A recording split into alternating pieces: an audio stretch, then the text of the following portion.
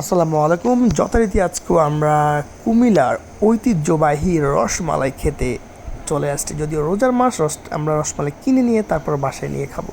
তো আমি দেখিয়ে দিচ্ছি, হক টাওয়ার থেকে কুমিল্লা কান্দির পরে একটু সামনে হেঁটে আসলেই এই যে মনোহরপুর, কুমিল্লা মনোহরপুরের এই জায়গাটি দেখেন, টিনের ঘর, যেটা অরিজিনাল মিষ্টি ভাণ্ডার। হ্যাঁ, আপনারা এখানে আসলেই দেখতে পারবেন আমাদের এই অরিজিনাল কুমিল্লার রসমালাই। এটা অনেকে আসলে ডুপ্লিকেট করে, অনেক জায়গায় বলে আসলে না।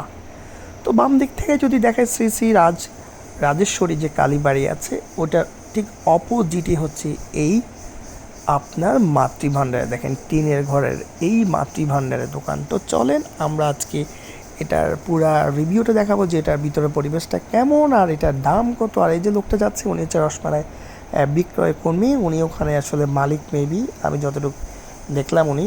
তো এখন দেখেন এখানে কি পরিমাণ ভিড়।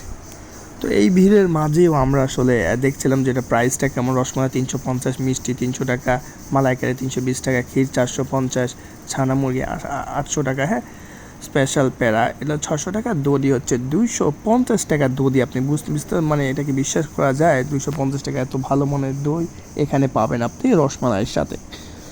তো আমরা ঘুরে ঘুরে দেখছিলাম আমরা একটু যে কী রকম ভিড়। দেখেন আজকে যদিও এতটা সিরিয়াল ছিল না, একটুখানি রোজার জন্য এটা প্রচুর পরিমাণে সিরিয়াল থাকে, 2 কেজি করে করে প্যাকেট রাখে। তো এটা হচ্ছে সেই কুমিল্লার অরিজিনাল মানে অথেন্টিক যদি রসমালাই খেতে চান, তাহলে এই মনোহরপুরের এই আপনার অরিজিনাল এখান থেকে আপনাকে রসমালাই সংগ্রহ করতে হবে। আর এটা খাওয়ার পরে যে কী পরিমাণ একটা অসাধারণ ভালো লাগা কাজ করে, আপনি মনোহরপুরের এই জায়গায় না আসলে এই ধরনের অথেন্টিক অরিজিনাল কুমিল্লার যে বিখ্যাত রসমালাই সেটা কখনোই আপনি পাবেন না। ওরাও ক্লেম করছে আমাদের শুধু একটাই রসমালাইয়ের এই দোকান আছে, সেটা হচ্ছে এই কুমিল্লা মনোহরপুরে। দেখেন 300 টাকার বেশি কোনো মিষ্টির দাম নেই।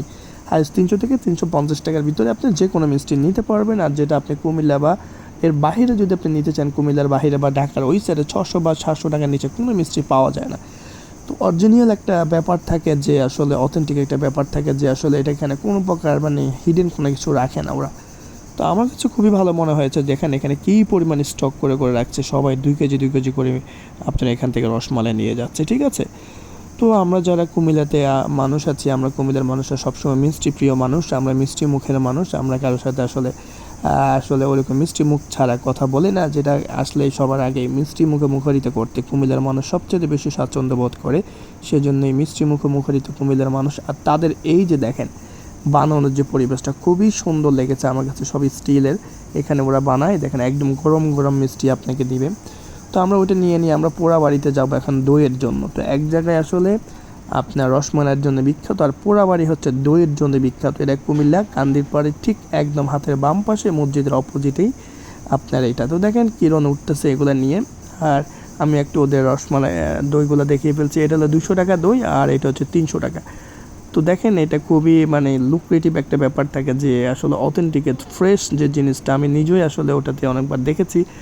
এটা হচ্ছে কুমিল্লা আপনার ঠাকুরপাড়াতে ওরা মিষ্টির ওদের যে কারখানা আছে। আমরা ছোটোবেলা যখন কুমিল্লা ঠাকুরপাড়ায় থাকতাম তখন আমি যেতাম, মাঝে মাঝে ওরা আমাদেরকে খাওয়াতো, মিষ্টি খাওয়াতো এই পোড়াবাড়িতে। তো পোড়াবাড়িটা আমার কাছে খুবই ভালো লাগে। তো দইয়ের জন্য পোড়াবাড়ি কুমিল্লার জন্য সবচেয়ে বিখ্যাত। অনেক জায়গায় দই খেয়ে থাকে, কিন্তু কুমিল্লাও যে পোড়াবাড়ির দইটা যে বিখ্যাত এটা অনেকেই জানে না। সেজন্য আজকে আমি আপনাকে জানিয়ে দিলাম যে রসমালাইয়ের জন্য যে কুমিল্লা বিখ্যাত তা কিন্তু না, সাথে খাদি পাঞ্জাবি প্লাস পোড়াবাড়ির এই রসমালাইয়ের সাথে দই অসাধারণ একটা কম্বিনেশন। আপনি পাগল হয়ে যাবেন যদি কুমিল্লার মানুষ হয়ে থাকেন বা কুমিল্লার বাইরের হয়ে থাকেন। অবশ্যই আপনার রসমালাই তো খাওয়ার জন্য মাতৃভাণ্ডারে আসবেন।